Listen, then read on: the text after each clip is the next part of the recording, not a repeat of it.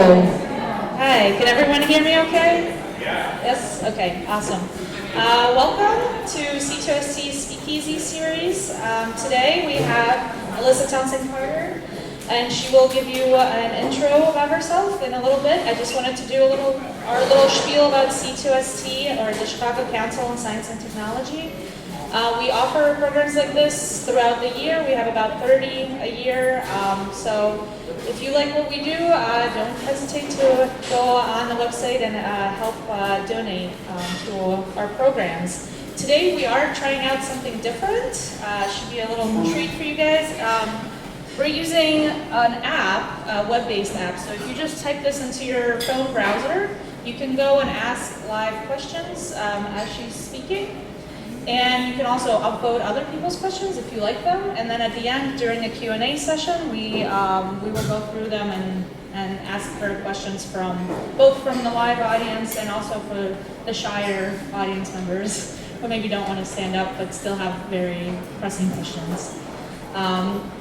So also at the end of the talk, I will open up on the same app the session evaluation, where you can go and answer a few questions, and then 5 of the people who answer will get a free pass to the Morton Arboretum for 2.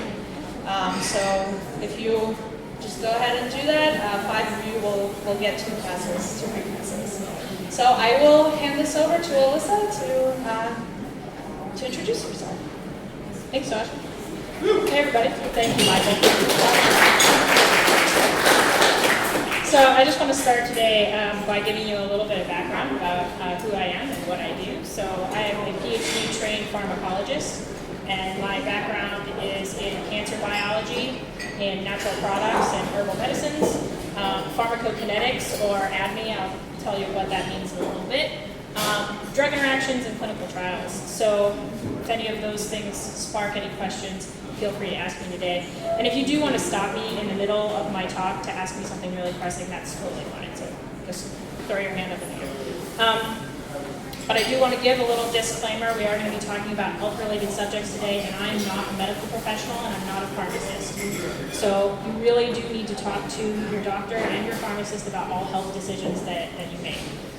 With that said, so I just told you that I'm a pharmacologist and not a pharmacist. So what is pharmacology? I get this question a lot. And pharmacology is just purely the study of drugs. And pharmacology comes in 2 flavors, in pharmacokinetics and pharmacodynamics. So pharmacodynamics is what a drug does to your body.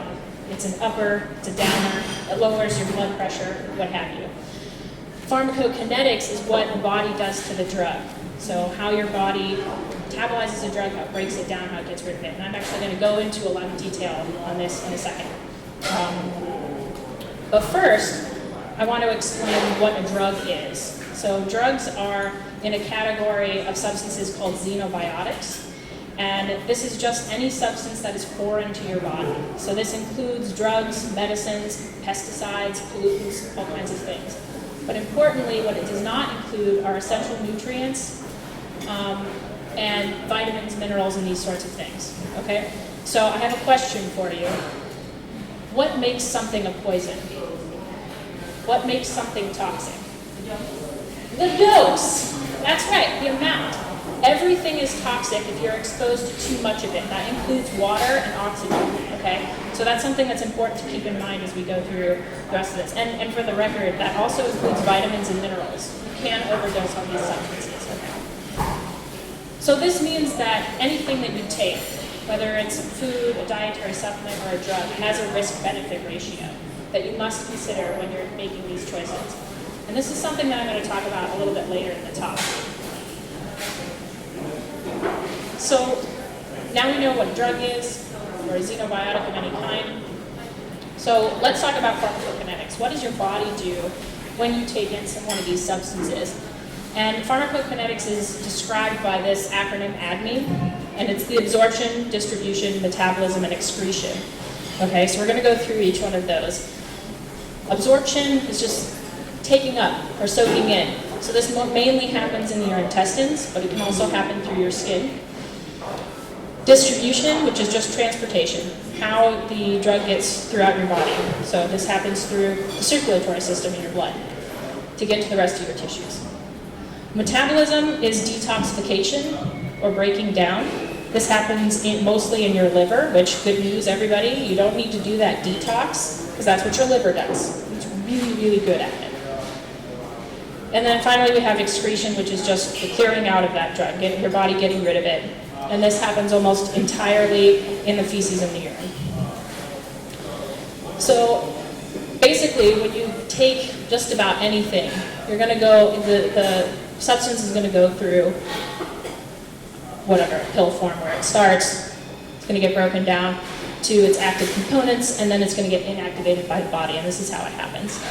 You take the drug in, it dissolves in your stomach, it's going to get absorbed through your intestines and be distributed throughout your body in the circulatory system. And that will allow the drug to get into your target tissue, wherever that is.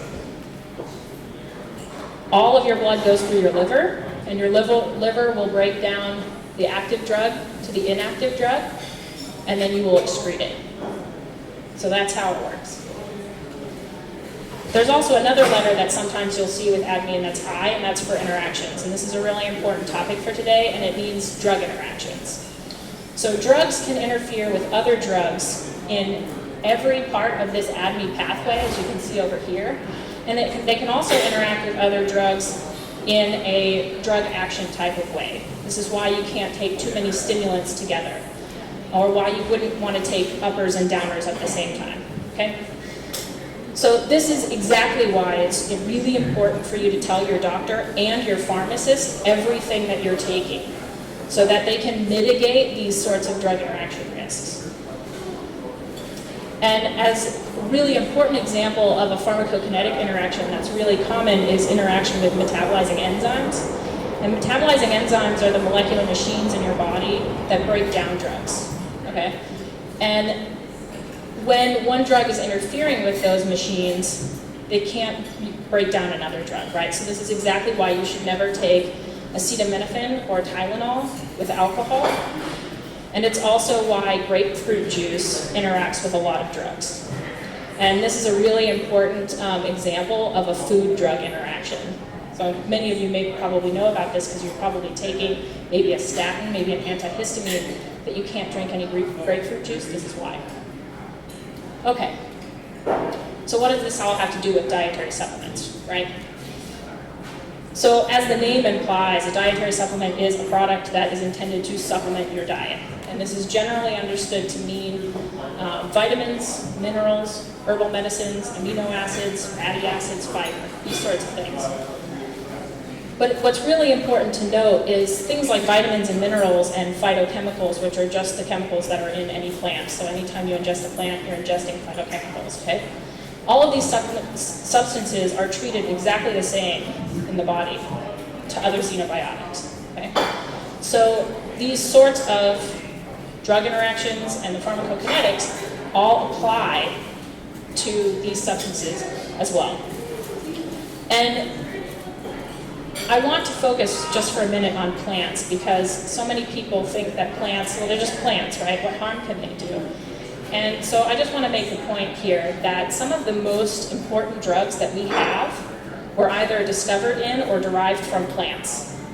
Cancer drugs, heart medications, a nerve gas antidote.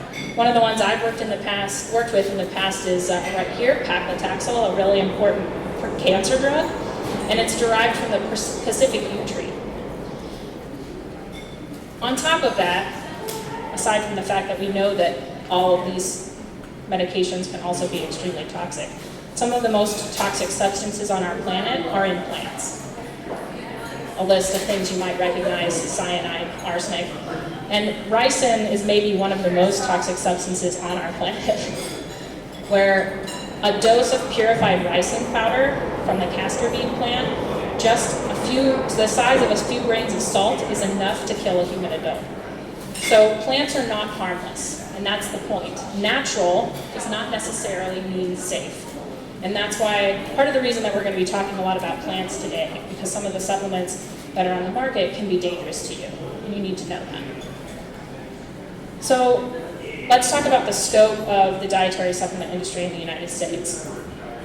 This is approximately a $30 billion a year industry just in the US.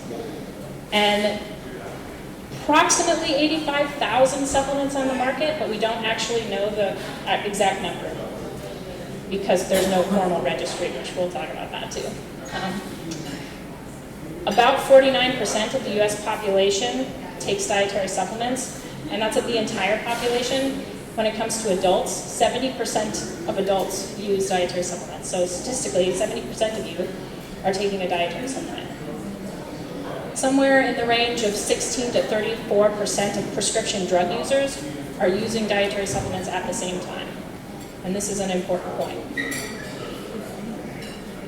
On top of that, people taking these drugs and supplements at the same time, 60% of all dietary supplement users never tell their doctors that they're taking dietary supplements. And this is where it can get dangerous for people. We also know that approximately 20,000 emergency room visits per year in the United States are dietary supplement related. So this is why it's important that we're talking about this today. And because the dietary supplement industry is so large, it is regulated by our government, but maybe not in the way that you expect it to be. So the Food and Drug Administration is a regulatory agency that is responsible for protecting and promoting the public health. And it was given this power by Congress in 1938 with the passing of the Federal Food, Drug, and Cosmetic Act. And this was actually following a tragedy where 100 people died from elixir sulfonamide, which was made with diethylene glycol. So Congress decided that we needed to have a regulatory agency. And I point this out particularly because this is going to get really important later. The FDA can do nothing that Congress does not give them the power to do. So as it is right now, the FDA can regulate finished dietary supplement products and dietary ingredients. But it's a really important point that dietary supplements are not regulated like foods, and they are not regulated like drugs. So in the 1990s, because the FDA has always had less control over dietary supplements, they did attempt to get more power over dietary supplement labeling. And the dietary supplement industry reacted by launching a smear campaign. And it actually led to what the current state of our regulatory affairs is, which is the Dietary Supplement Health and Education Act. But before we get to that, I do want to show you the most excellent commercial that was run in 1993 as a part of this smear campaign.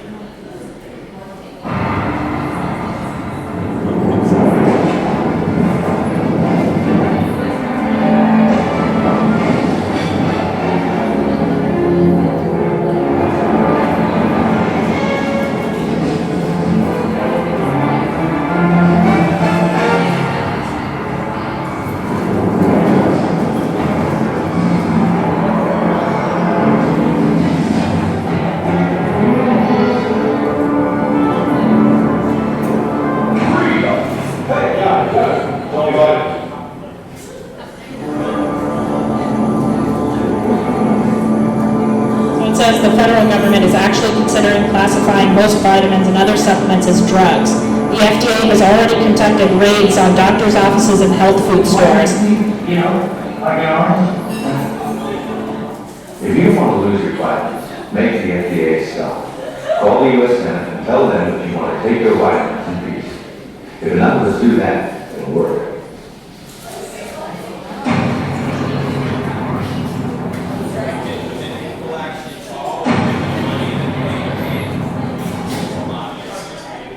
Yeah, so that excellent commercial,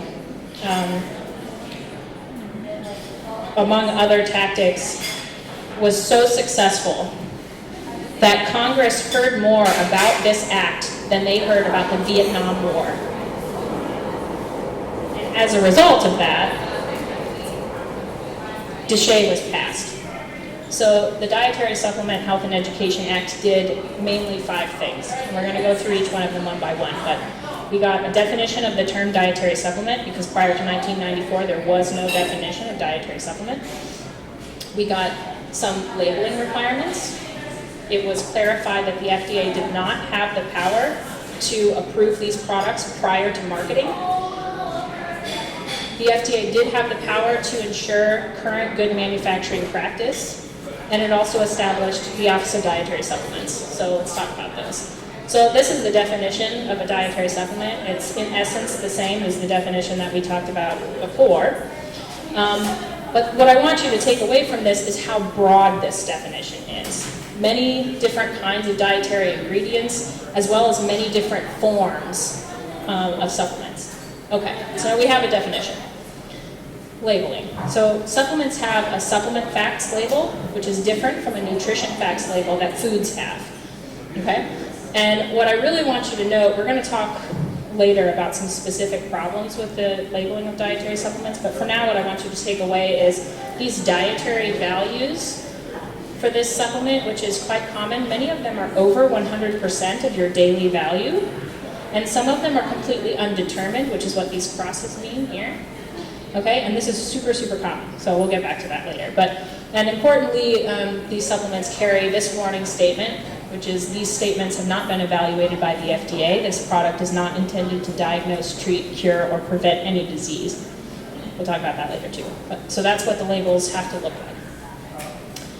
As I mentioned, dietary supplements do not have any pre-market reviews, so they are not reviewed at all by the FDA prior to being put on the market. But we do require companies to follow good manufacturing practice. And basically what that means is that they're, as it says here, they're prohibited from marketing products that are adulterated or misbranded. These companies are also responsible for regulating themselves on this. They choose the quality control standards, and they alone really look at that information. Okay? Now, the FDA is responsible for taking action against adulterated or misbranded products. So the FDA can actually inspect supplement manufacturing plants, okay? But there's a couple things about that. Number one, the FDA can only inspect you if they know that you exist, and there's no formal registry for these companies. So they don't know who all exists. Number two, the FDA has limited resources as far as funding and people, so they cannot inspect all of these places.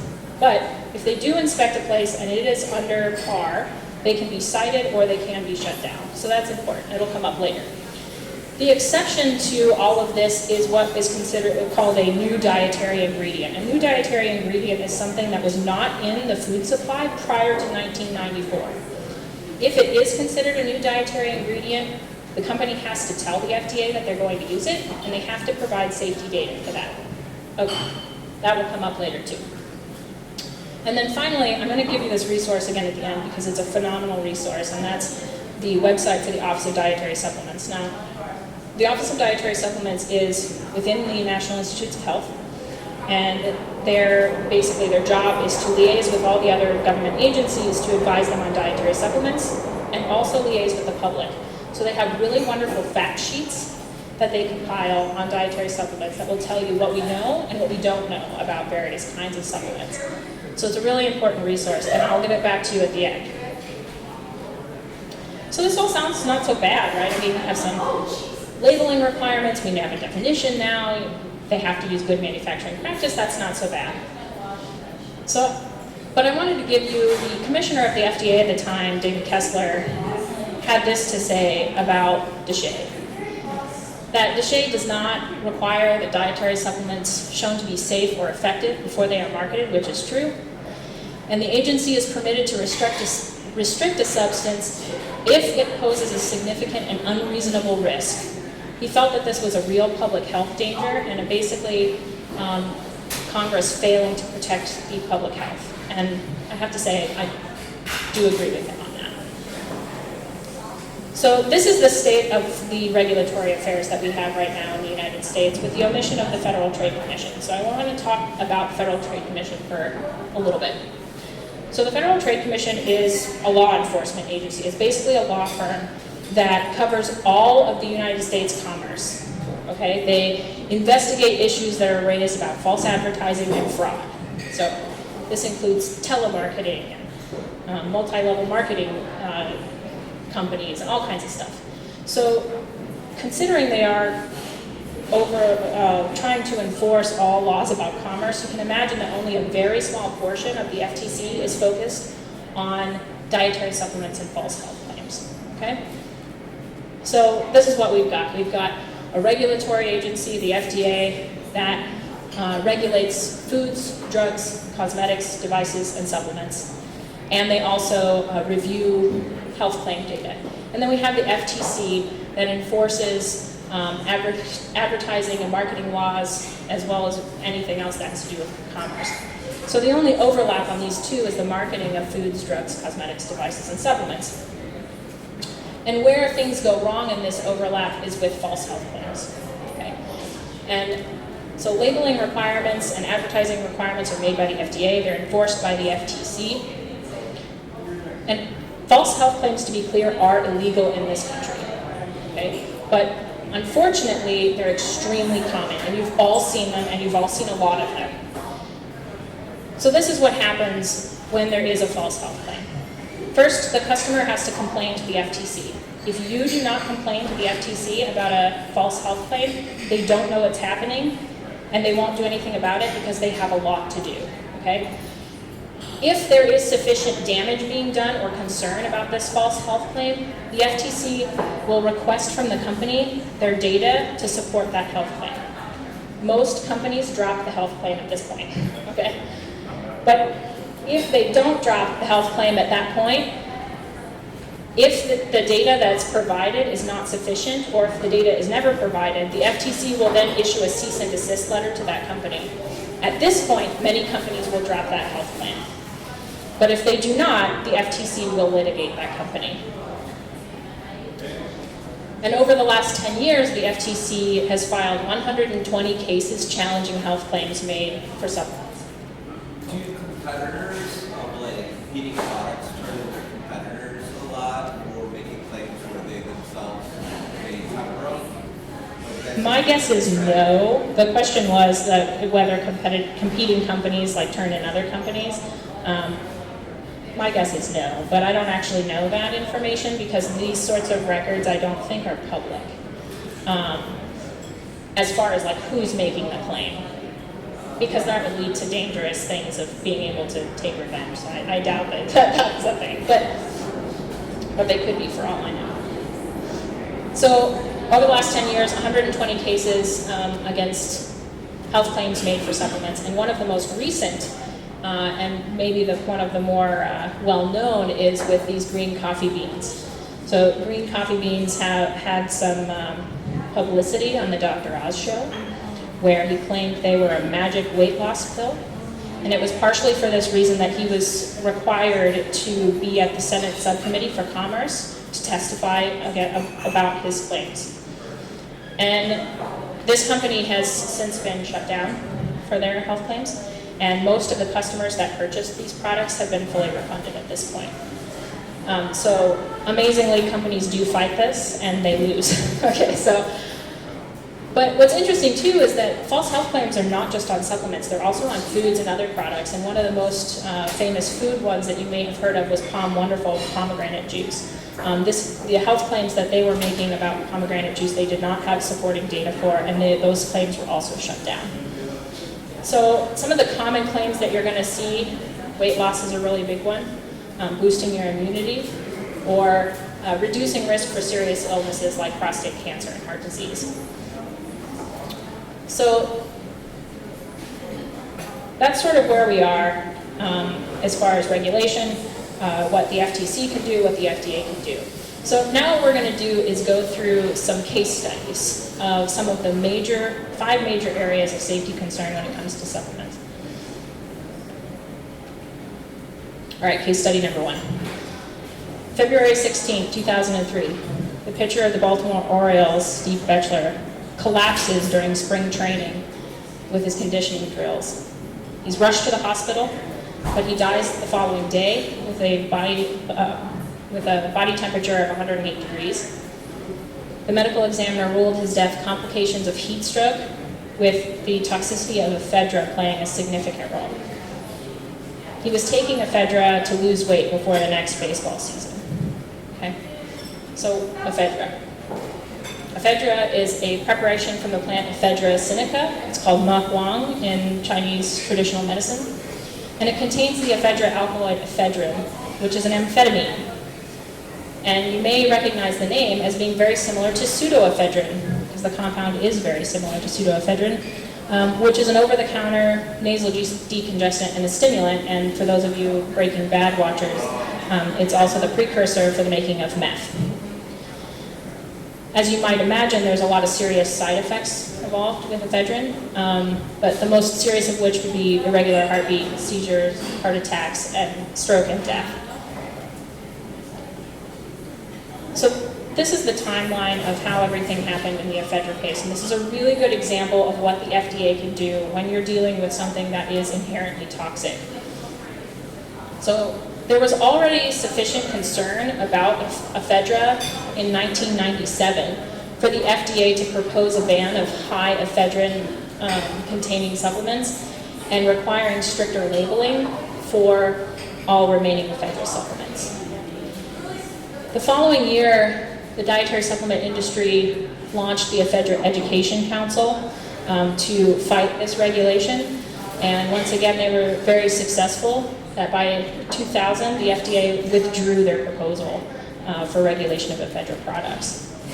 Interestingly, in that same year, an article in the New England Journal of Medicine revealed several cases of sudden cardiac death or severe disability resulting from ephedra supplements. And importantly, this was ephedra supplements that people were taking at the recommended dose. Okay? So this wasn't like they were taking the whole bottle. In 2002, the Department of Justice forced the company Metabolife, which was a maker of a very popular ephedra supplement, to release the adverse events records that they had, approximately 15,000 adverse events that they had failed to provide to the FDA. A year later, Steve Bechler dies.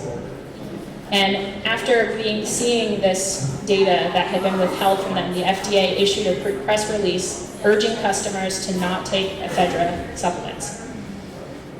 But it wasn't until 2004 that they were able to issue a ban on ephedrine-containing supplements. Now what's important here is that these are supplements that are banned from the market are supplements that contain ephedrine.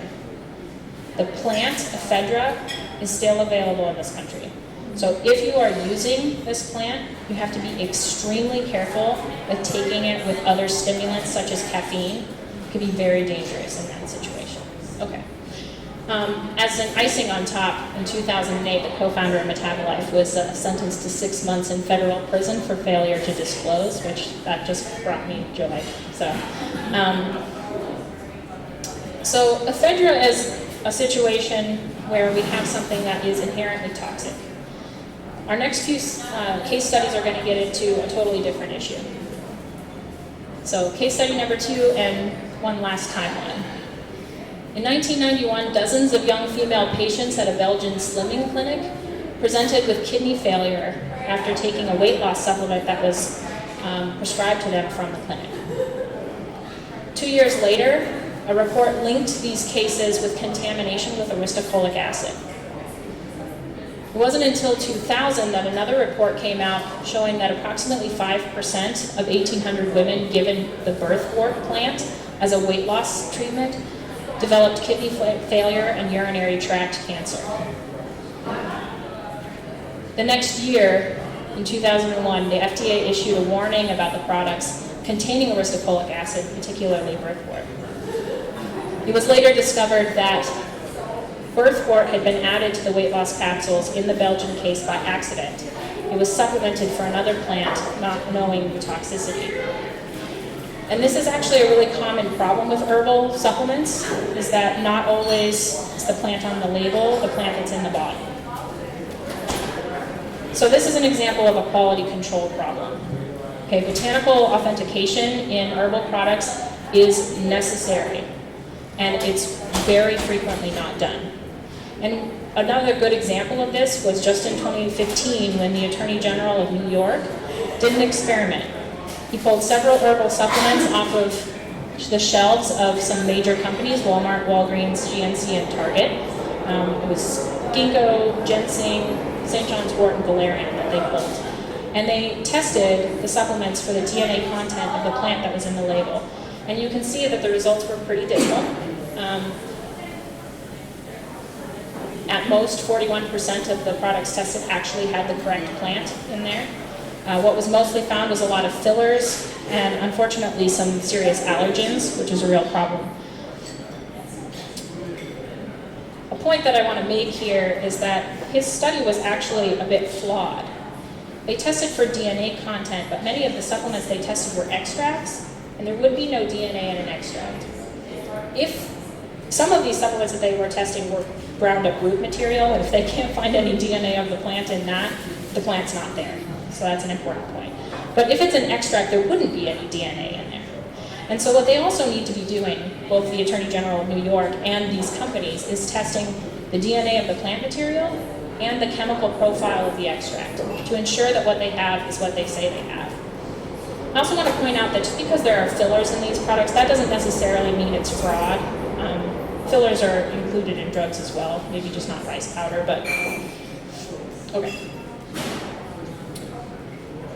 What's interesting is that this is not the only problem with quality control in the dietary supplements industry. The other problem that industry seems to have is just batch to batch similarity. So each batch can be wildly different. This would be expected with plants in particular because they're so complicated. But even with a vitamin, they're not properly doing quality control to make sure each of their batches is even the same. So what happened to all this good manufacturing practice I was talking about, right? So good manufacturing practice does require that companies ensure that their supplements are not contaminated, that they have their correct plants or additives, and that the amounts are correct. But we know that the supplement industry isn't doing this because all of us can go to the grocery store right now, and well, maybe you don't have a mass spectrometer, but I do, so I can test those things.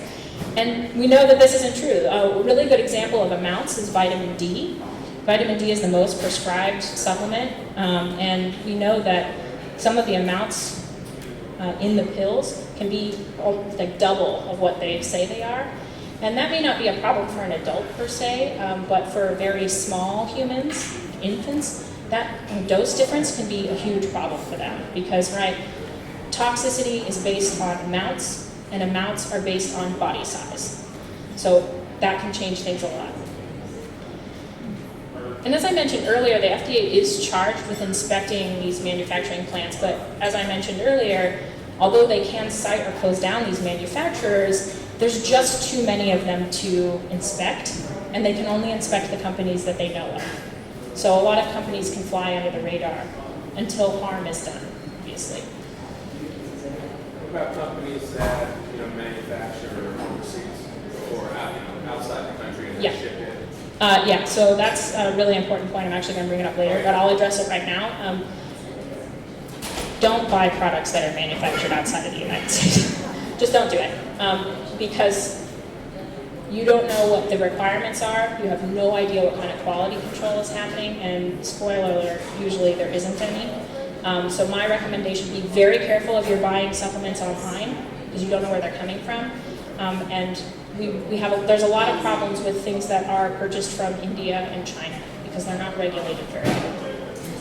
Are they required to disclose manufacturing locations on labeling? They are required to do that. So yeah, I'll mention that later too. But all supplements have their manufacturer and distributor on the bottle. That is required by law.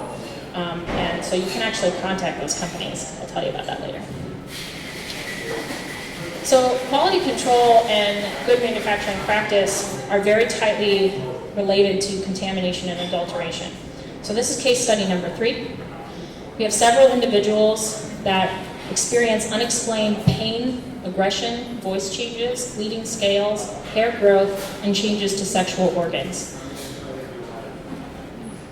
Importantly, this connection would never have been able to be found if all of these patients didn't happen to be going to the same physician. These connections can be very difficult to see, so that's an important point of this case study. But what connected them was the use of Purity First's B50 vitamin products. Interestingly, around the same time that these symptoms started to appear, the manufacturer of this supplement was shut down by the FDA for failure to uphold good manufacturing practice. And upon testing, this supplement had 2 different steroids in it. Okay. So contamination. 15 to 25% of all supplements are contaminated with steroids. We don't know which ones they are, but we do know that 15 to 25% are contaminated. Okay, we know that's bad enough. Steroids aside. 2 substances that were removed from the market by the FDA are DMAA and Agilene. So DMAA was in Jacked and Oxyelite Pro, among other things. It took 100 illness reports and 6 deaths before the FDA was able to build the legal case necessary to pull DMA off the market. Well, pull it off the market. What they were really able to do was send warning letters to manufacturers, okay? And so they said, you need to stop selling this product. And some companies, in particular GNC, took a very long time to pull those things off of their shelves. They continued to sell these products for a long period of time until they were forced by the FDA to take them off the market. DMAA, you should not be able to find it on the market, not on a label anyway, but it is something to watch out for, especially if you're buying supplements outside of the country.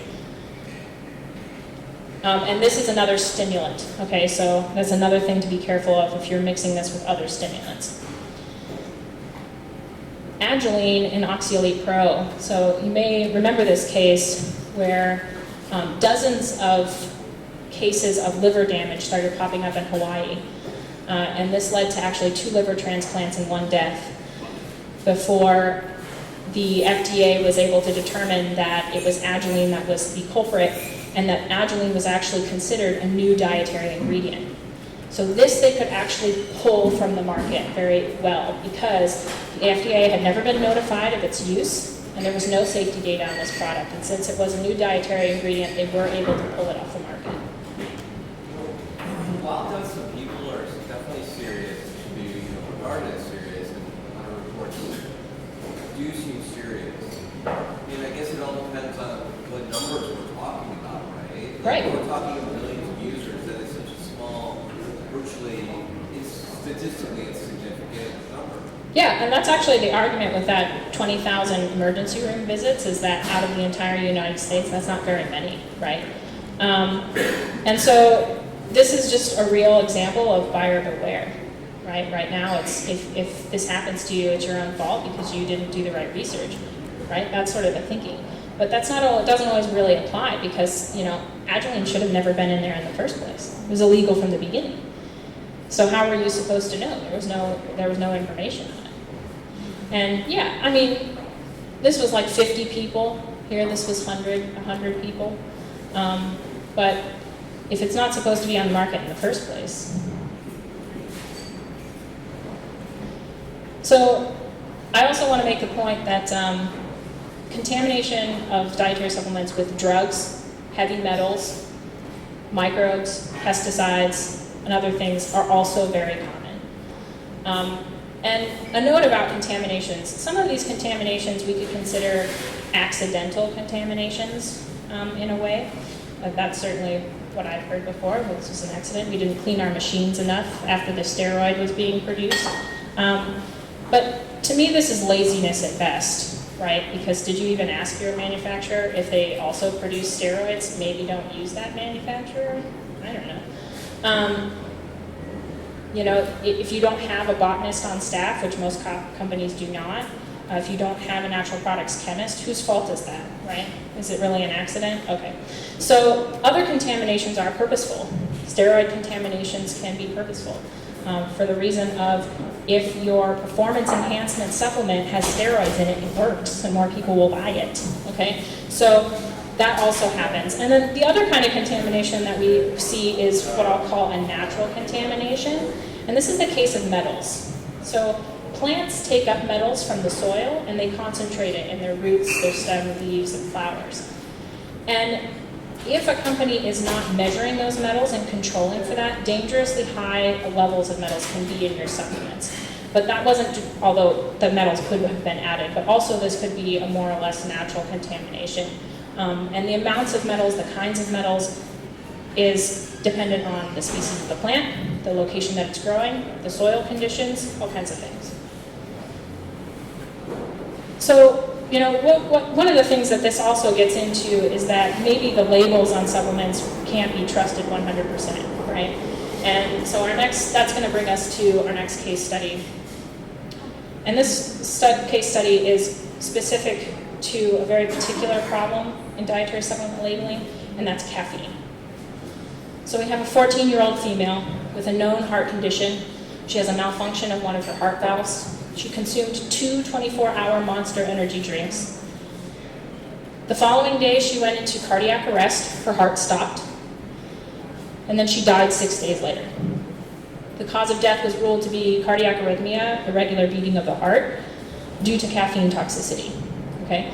So 1 can of Monster is 240 milligrams of caffeine. So she consumed 480 milligrams of caffeine, which is equivalent to 14 cans of Coke. And it's nearly 5 times the limit recommended by the American Pediatric Association. Okay? So caffeine, the most commonly used central nervous system stimulant in the world, right? Important note here, energy drinks are dietary supplements. They are not foods like soda, okay? So they do have a supplement label. Supplements must include caffeine as an ingredient if and only if they add caffeine as an ingredient separately. It has to be added. If they add something that has caffeine in it, like green tea extract, they do not have to label caffeine as an ingredient. And more important than that, there is no requirement for a total caffeine amount to be on these labels. So any supplement that you are taking, you have no idea how much caffeine is in it. So this is an example of an actual Monster supplement label, and you can see that there's caffeine on there, but there's also one of the most common hidden caffeine ingredients, guarana. And in this one, you can actually see they have 3 different sources of caffeine. They added 60 or 80? 160 milligrams of caffeine, but they also had green tea extract and yerba mate, okay? So, okay, but how likely is it that you're actually gonna overdose on caffeine, right? I mean, most of us are probably familiar with caffeine's side effects, such as lightheadedness, maybe some stomach upset.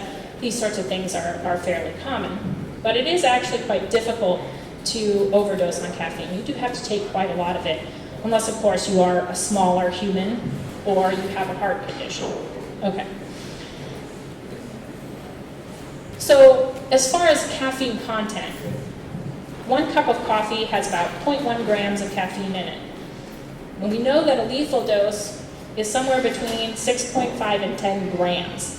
So that's 65 to 100 cups of coffee. So I think it's probably safe to say that if you're drinking coffee or tea, you cannot overdose on caffeine from that. But it's not the same for supplements, okay? So when 58 different supplements were tested at their daily recommended dose, there was a range of 0 to 0.8 milligrams, or 0.8 grams of caffeine in those supplements. So it was pretty variable. These were all supplements that said that they had caffeine in it, by the way, so some of them didn't have any caffeine in it at all.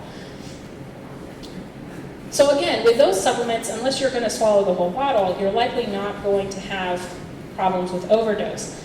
But what you have to be really, really careful with are things like pure caffeine powder, liquid caffeine, and things like this ridiculous biohazard coffee. I mean, that's a lot of caffeine. And you also have to be really careful, again, with mixing caffeine with other stimulants, whether it's an amphetamine that's in one of your supplements that you don't know about, or some other kind of stimulant that you're taking. So all of this really leads me to the fact that I personally really think that there should be more warning labels on dietary supplements. I would like to see full total caffeine content on these supplements, but just more warning labels in general. And that brings me to this sort of aside of the FTC and homeopathy. So last year, the FTC released a statement that they were going to crack down on homeopathic medicine labeling, where they were going to require these new warning labels, that there is no scientific evidence that this product works, and this product's claims are based only on the theories of homeopathy from the 1700s that are not accepted by most medical experts. So as a little bit of background here, homeopathy is based on the idea that a substance that causes a certain symptom, when diluted very highly, will treat that symptom somehow. Okay, so something that causes me to itch, if I dilute it in water so much that there's nothing left, somehow that will treat itching. That's what this is, okay? And to be clear, this concept is in direct conflict with fundamental ideas of concepts of physics, chemistry, and biology. So in short, it's completely absurd, okay? The industry argues that this is outside of the FTC's jurisdiction because it's not advertising, it's labeling. The FTC disagrees. Their argument is that they're basing this off of FDA labeling requirements and that they have the purview to prevent advertising or labeling from being misleading. So this also just brought me a lot of joy. So, all right. But, yeah. Sorry, I think like that.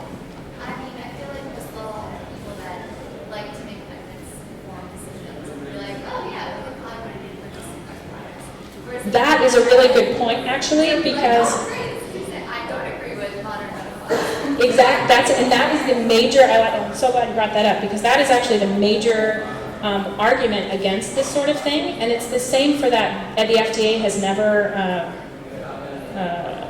reviewed this, whatever the thing is, reviewed this product or substantiated the claims or whatever. We have actually a lot of data that suggests that those sorts of warnings don't work. And so this actually gets right into my point of I think we need to have more specific labeling for various supplements, and that brings us to our next case study. So we have 2 kidney transplant patients. Previously they had normal blood levels of the drug they were receiving, cyclosporin. Cyclosporin prevents transplant rejection, okay? And they had normal levels. All of a sudden, both of these subjects, their blood levels of cyclosporin went down drastically so that it was no longer working. And this resulted in the 29-year-old male actually developing acute rejection to his kidney transplant. It was later discovered that they were both taking St. John's wort extract, and they were advised to stop taking the extract. When they terminated use, their cyclosporin levels returned to therapeutic blood levels, okay? This case study is that of the best studied herbal supplement of all time. And we know a lot about how it works and how dangerous it can be. So we're gonna spend some time talking about St. John's wort. So St. John's wort has these beautiful yellow flowers, and it's those flowering tops that are used in the supplements that can be prepared as teas, tablets, capsules. I mean, I was really surprised. They're the yogi tea for this. I didn't know. So St. John's wort is used for mild depression, and actually we do know, because it's so well studied, that St. John's wort is effective for mild depression. It's as effective as some antidepressants, in fact. Unfortunately, St. John's wort also inactivates almost all drugs, and we'll get into that. But it's also a really large market, $600 million in 2015 in the United States alone.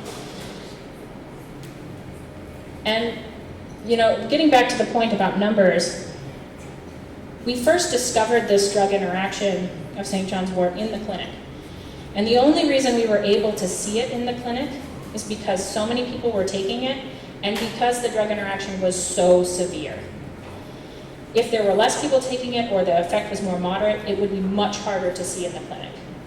But also importantly, these case studies that first came out with St. John's wort, those sorts of studies are not sufficient to tell us that St. John's wort is causing the problem.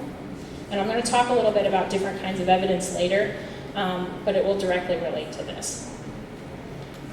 So St. John's wort, what is it doing?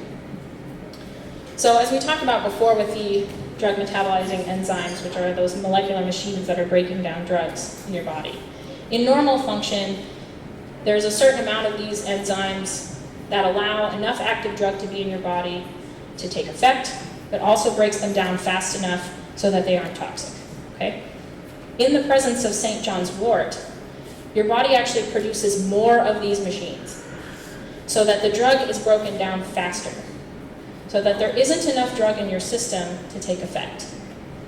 And this actually also happens, so this is in your liver that we're talking about right now, but this also happens in the intestines. So St. John's wort actually also prevents how much of the drug your body can take up in the first place if you're taking it orally. So this is one of these fact sheets from the Office of Dietary Supplements. It's very useful, and I know you can't read this, but I just wanted you to be able to see what it looks like. Because it's about 3 pages long and it provides a lot of information that you would need to know if you were considering St. John's wort. So some of the things that it says: interactions with St. John's wort will weaken the effects of life-saving medicines and cause dangerous side effects. Okay? And then in this what do we know about safety section, it actually lists several common types of drugs that it will interact with. I will say one of the more notable ones is the birth control pill. The birth control pill is completely inactive in the presence of St. John's wort. Okay? I also want to point out this little piece of information, which is that St. John's wort may cause increased sensitivity to UV radiation. St. John's wort is phototoxic. A lot of other plants are actually also phototoxic. They make you more sensitive to UV radiation. So if you're using St. John's wort or a lot of essential oils, you need to be very careful about your exposure to sunlight and tanning beds because you can sustain some very severe burns from using these at the same time. Okay. So, as I said, this is like one of the best studied herbal, it is the best studied herbal supplement of all time. We know a lot about it. And the vast majority of other herbal supplements we know relatively nothing about. But what I want to talk about now are different kinds of evidence and how meaningful they are. So these are sort of the main categories of kinds of evidence. And we're going to start with the most common that you're going to see from the supplement industry. Any company is most likely to give you testimonials. So testimonials is when a patient, somebody that's using the supplement says, this thing is great, I lost all this weight, it was awesome. Testimonials are a single data point. They are also very easily cherry-picked, and this means that they are completely meaningless. So I want to give you this example to think about.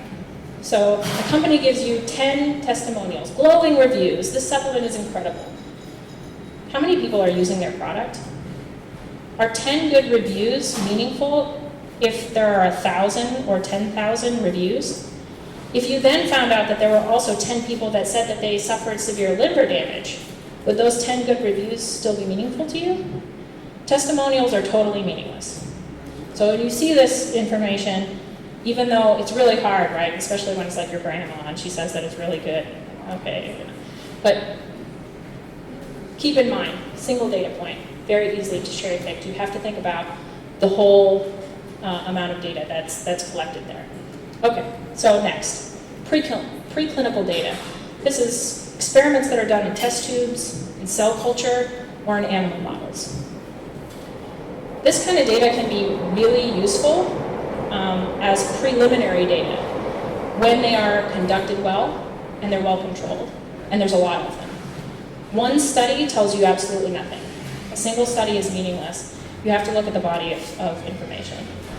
But the two things that I really want to bring up here with preclinical data and dietary supplements are there are two main flaws that I see all the time in the dietary supplement industry. And number one is a financial conflict of interest. The vast majority of studies that I've seen from supplement companies are funded by themselves. This does not necessarily mean that there's anything wrong with the science. The science might actually be good, but you need to be more suspicious of a study when it is paid for by the company. Because are you going to tell your boss that the experiment didn't go the way that they wanted? I don't know, but anyway. The other thing that I see all the time is misrepresentation of data. You see a claim, this boosts the immune system. And look, we have this paper, it's in this cool sounding journal. It sounds very sciencey and real. The funny thing is that when you open up that paper, you don't even have to read it, you can just read the abstract, and the paper itself will say, we saw no effect. But the company just said that they did see an effect. But they're counting on the fact that you won't open the paper. Because if you actually look at it, they will tell you themselves that they saw no effect. And that's the vast majority of the time that I've looked up data, that's what I've seen. Okay. So our next section is clinical data. Now, not all clinical data is created equally, so we're going to go through each one of these. So we're going to start with case studies, just like the case studies that we talked about today. Case studies are a similar situation of a single data point. This is usually 1s to 10s of subjects. And they can give you some information about what a hypothesis you might have for what's going on, but it cannot give you causation. It can give you correlation, it cannot give you causation. So we gave St. John's wort, cyclosporin levels went down, took St. John's wort away, cyclosporin levels went back up. This does not mean that the St. John's wort caused the lower levels of cyclosporin. It just suggests it. We had to do a lot more studies in clinical trial to prove that that was true, okay? The next level is single-arm studies. And these are usually looking for a toxic dose of a substance, maybe looking for a drug interaction. It's where we just have one group of subjects and they're all doing the same thing. This can also be really important preliminary data, but it's also not sufficient. So here we're working with 10s to hundreds of subjects, and we can get some better ideas about causation, but still not enough. The gold standard and the best type of evidence are randomized, double-blind, placebo or standard of care controlled trials. Now this is a lot of things, so we're just going to go through it really quickly. This is hundreds to thousands of subjects, and all of these words are just ways of preventing bias in your study. So we'll talk about each of them. So placebos, many of us know that placebo is like a sugar pill. There's no active ingredient. It can also be a fake treatment, like a fake acupuncture, for example. You have to treat all of the subjects the same to remove bias. So they'll actually do what they call a sham or fake treatment. The problem with placebo is that placebos work for subjective symptoms. We know that, right? If you give somebody a sugar pill, you can even tell someone you're giving them a sugar pill, and they will still tell you that their pain is improved. So this is why we need the placebos, right? Because we need to know whether or not the effects that you see in your study are due to the placebo or due to the effect of your treatment. But we can't always do placebo control, because sometimes it's unethical. We cannot, for example, give a cancer patient a placebo, right? So in those cases, they have a standard of care control, where you're comparing a new treatment to an old treatment. Is the new treatment better or worse than the old treatment, okay? So that's all those two mean. Randomized simply means that if you have multiple groups, treatment versus placebo, you randomly select your subjects to go into that group, so that you are not unconsciously or consciously selecting certain people to be in various groups, so random. And then the last is double blind, and that means that neither the doctor nor the patient knows who's getting treatment and who's getting placebo. So all of these things control for extreme complexity in biology, right? We need to get as little complexity into the study as we can so that we can really see differences. And there's some things I want to say about this. Statistical difference is not clinically relevant necessarily, okay? Statistical relevance is not clinical relevance. They're not the same thing. So beware of that, because I see that a lot. This was statistically significant. Yeah, I don't care. Okay. Is it clinically relevant? All right. So my point with all of this, right, is that I want you all to understand that taking a supplement is no different than anything else. Everything you do has a risk to benefit ratio.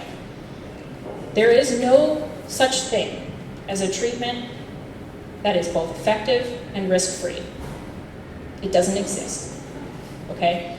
That's just not the way that biology works. There is a risk to everything.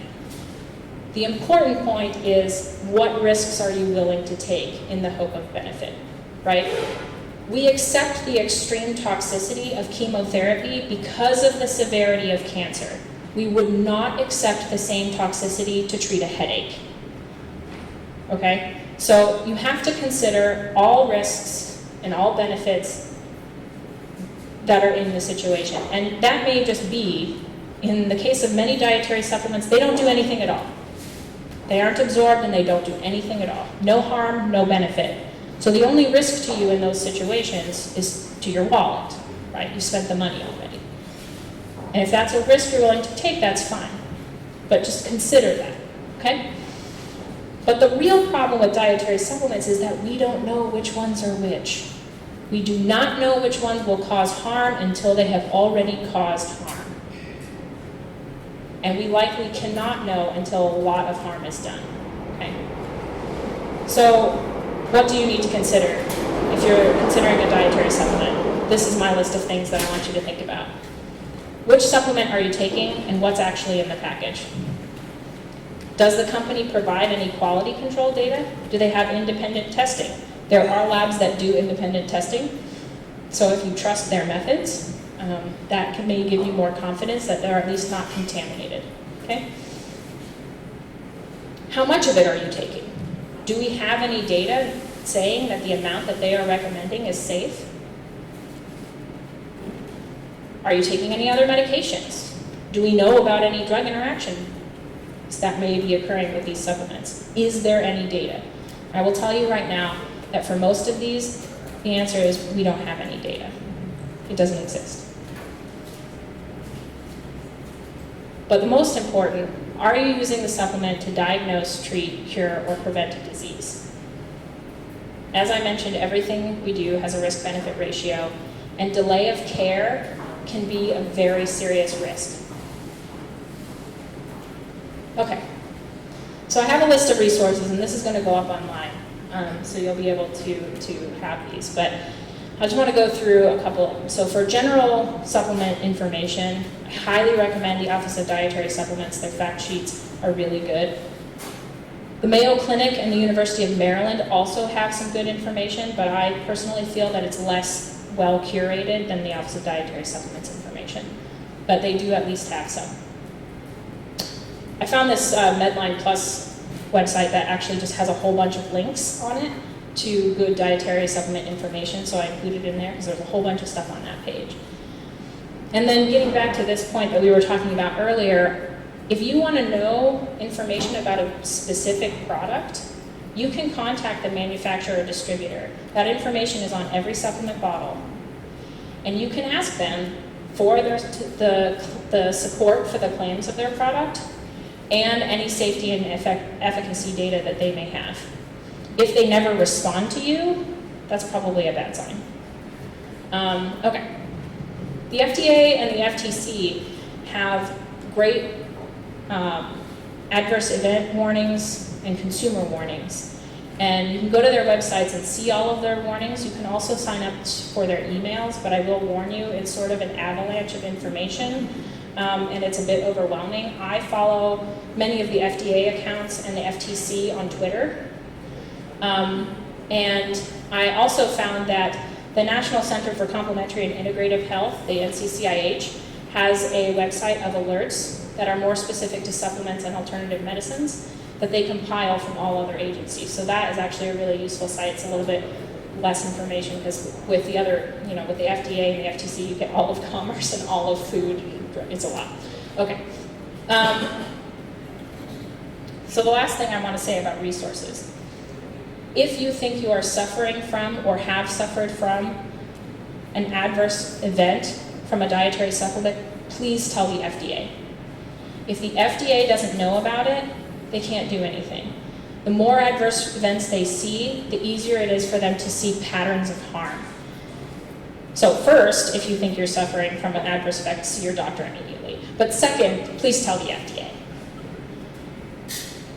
For the FTC, if you see a health claim that you think might be false, or, any other kind of advertising fraud actually, you can tell the FTC about this. And as I mentioned before, if you don't tell the FTC, they don't know, and they won't act. But also, if you do tell the FTC, here's a perk, about a supplement, you could get your money back.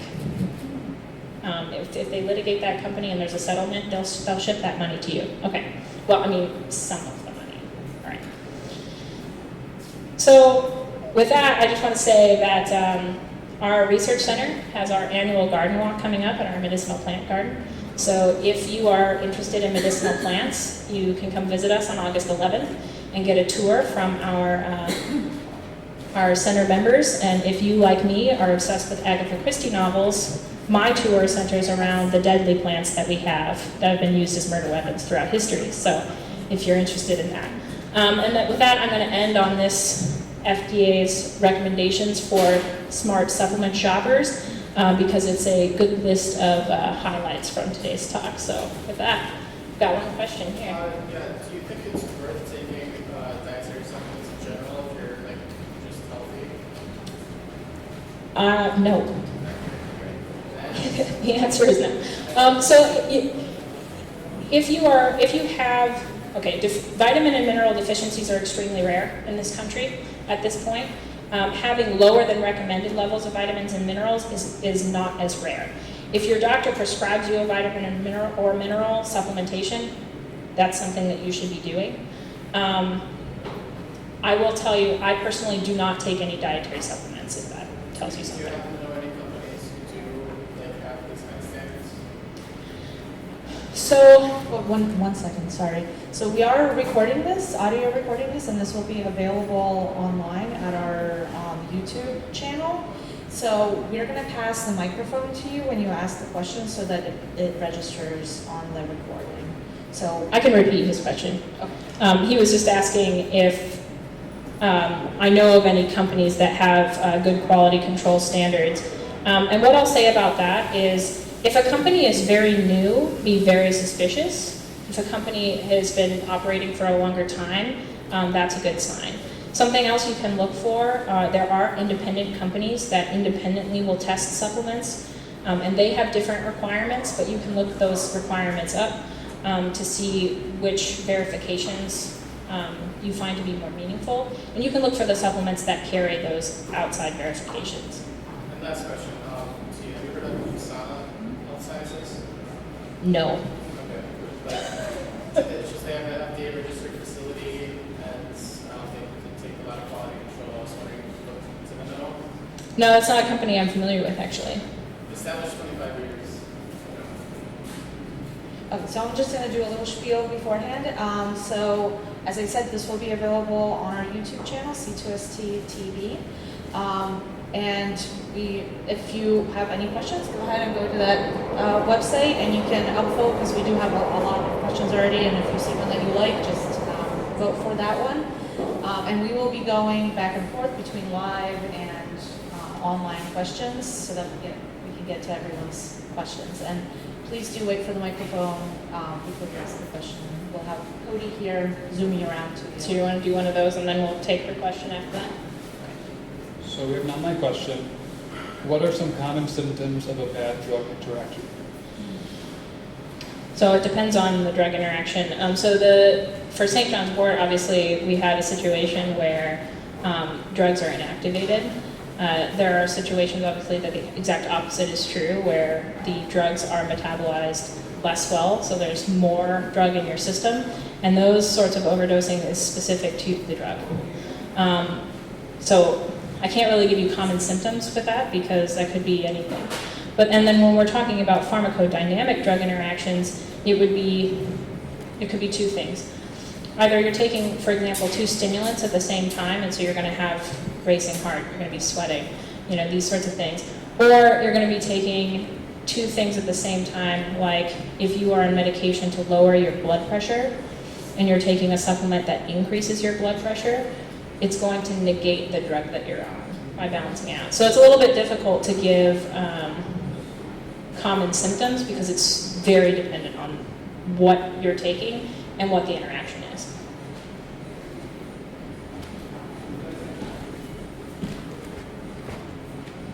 So I see in your bio that you've done some work with resveratrol, but in connection with the cancer treatment. But I was hoping no one would notice that. I believe that was promoted at one time, maybe still, as having some sort of life extension properties.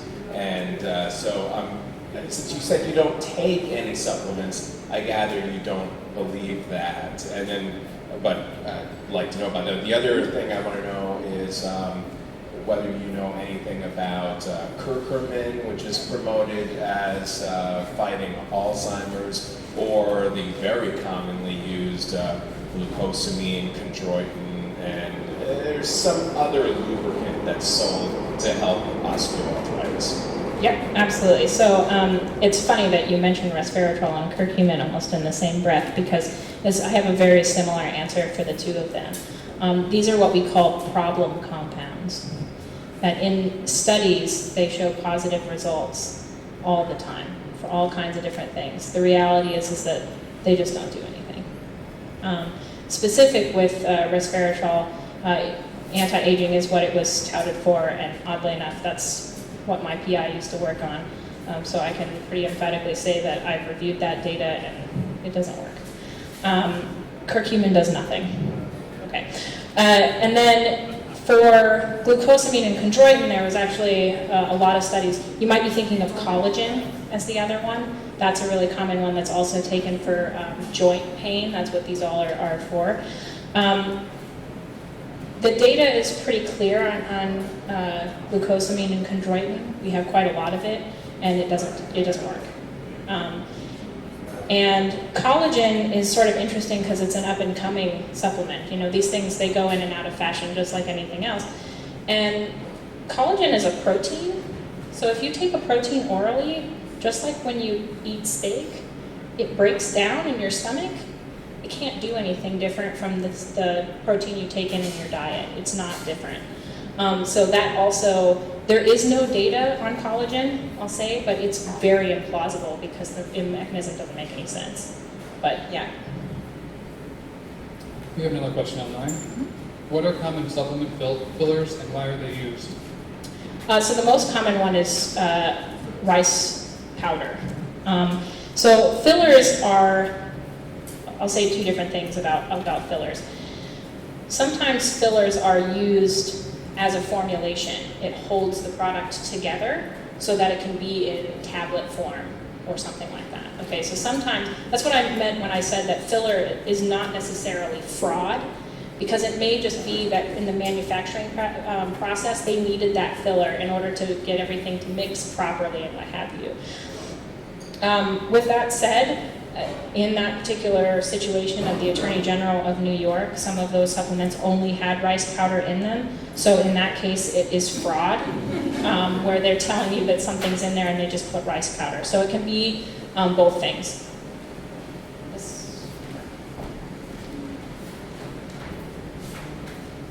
So about a year ago, I got really overzealous with quality control of different products, and at the time, I really only used protein powder.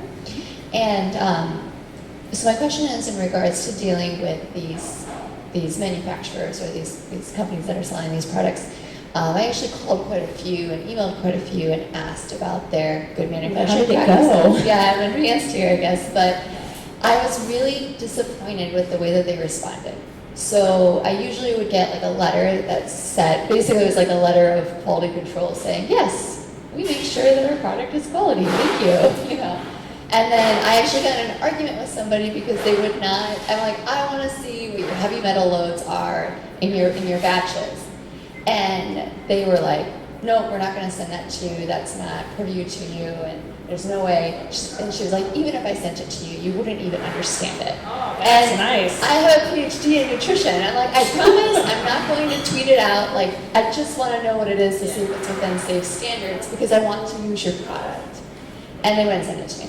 So I guess I'm just wondering if you have any advice about that in particular. Don't use those companies. Okay. That's my advice. So, I mean, there is really no other good advice because, and the other thing with quality control, now when it comes to heavy metals and things, we have certain amounts that we know, daily amounts that are safe, right?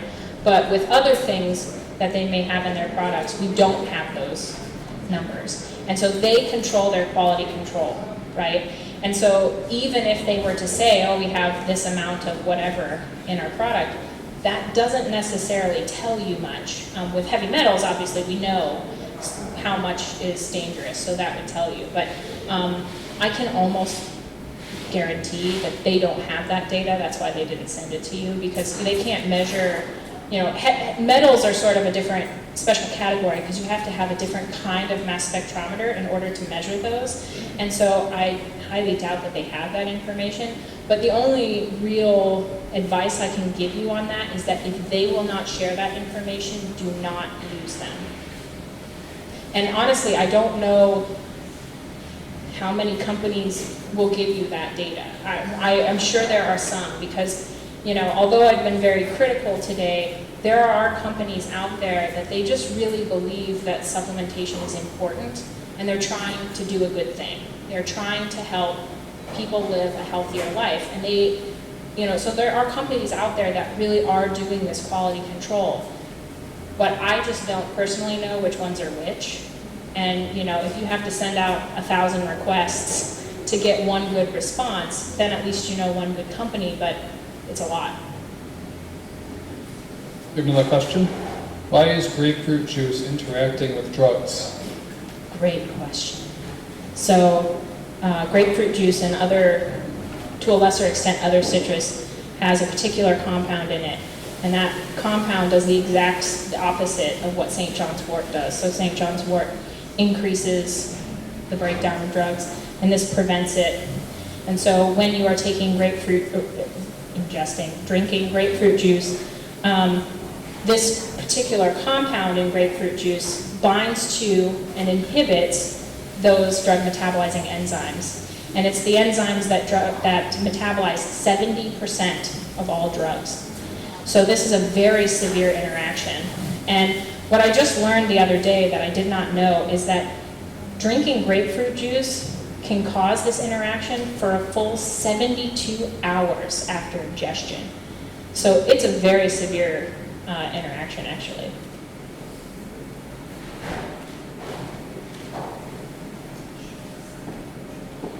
Hi, I know Paul Offit wrote a book about all this kind of stuff, and he pretty much said the only things that seem to have any kind of evidence or point in taking them, so you can get a good version, are calcium, vitamin D, folate, and fish oil. And I'm curious, if you have any additions or subtractions from that. Yeah, that was a great book, by the way. Yeah. So if you haven't read Paul Offit's book, I highly recommend it. It's a great list. Calcium, absolutely. With the caveat of if you are getting lower than recommended daily doses of calcium and vitamin D, supplementation is very useful. Folate, absolutely. It's really important for women who are of the age that they may become pregnant. And all of those, so vitamin D and folate are fortified in our food source. So that has helped actually in the United States with deficiencies a lot. What was the last one? Oh, okay, so here's the thing about fish oil. So the thing about fish oil is omega-3 fatty acids, right? It's better to get it from fish. And the reason is that one, you don't absorb the omega-3s as well if you take a supplement than if you just eat the fish. And the other is that many fish oil supplements are oxidized, so they're basically rancid, and that is not good for you. So if you can, just eat the fish. It is better to just eat the fish. But having the omega-3 fatty acids that are in fish oil, that is absolutely important. How does a consumer know what claims are true to report to the FTC? We're still good. Okay. Keep going. Yeah, how does an individual consumer know what claims are true to report to them to the FTC? Yeah, that's an interesting point. So you can ask a company for their data, but if that company is saying things like weight loss, be suspicious. If they are saying boost your immunity, that doesn't mean anything. That literally has that's not a thing. So if they're saying that, it's a false health claim, okay? What are some other common ones that we've heard? Oh, probiotics are a different thing. Energy. Yeah. So energy usually just means that they stocked it full of caffeine. Okay, so that's usually what that means. Memory, I have yet to see anything that actually helps memory. So, Did you just forget? hmm? Maybe you did, you just forget. It's fair. It's fair. So are they all one? So, okay, this is what I want to say about false health claims. Sometimes, and I did forget to say this, so I'm glad that this has come up. False health claims are not always the company just saying things, okay? Sometimes it's just overexcitement of a marketing team. Sometimes it's misunderstanding the research that they're looking at. So what happens often with the boosting immunity or similar things is that they measure a biomarker of whatever, and they say, oh, this went up, so it improved immunity, okay? But that doesn't necessarily correlate to your immune system functioning better, okay? So sometimes it's just a misconstruing, whether intentional or not. And then other times it's just straight out they're trying to sell products until the claim gets shut down, basically. So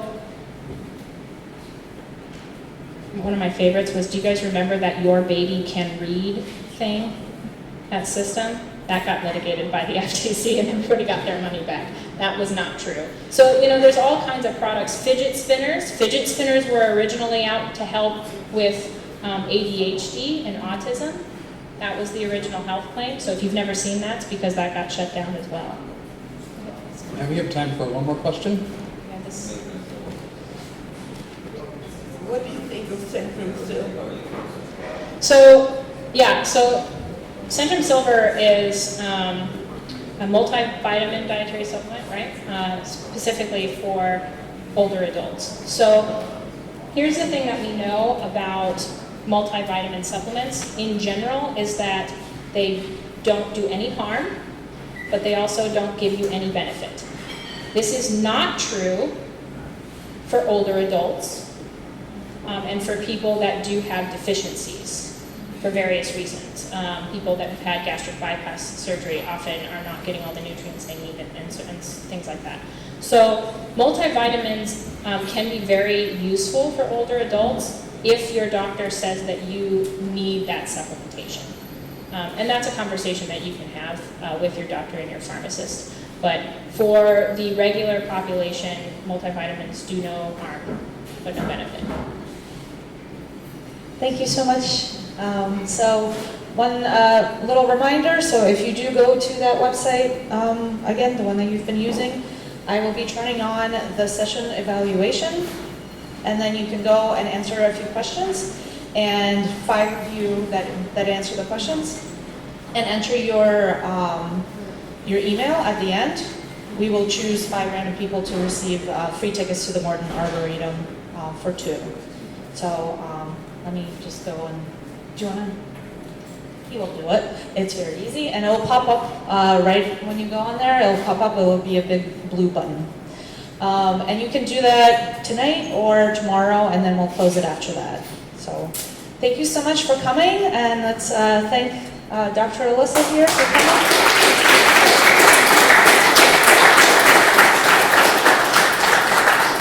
And her presentation and her slides with all of those links that she had will be available on our YouTube site, C2ST TV. Thank you for coming. Thanks.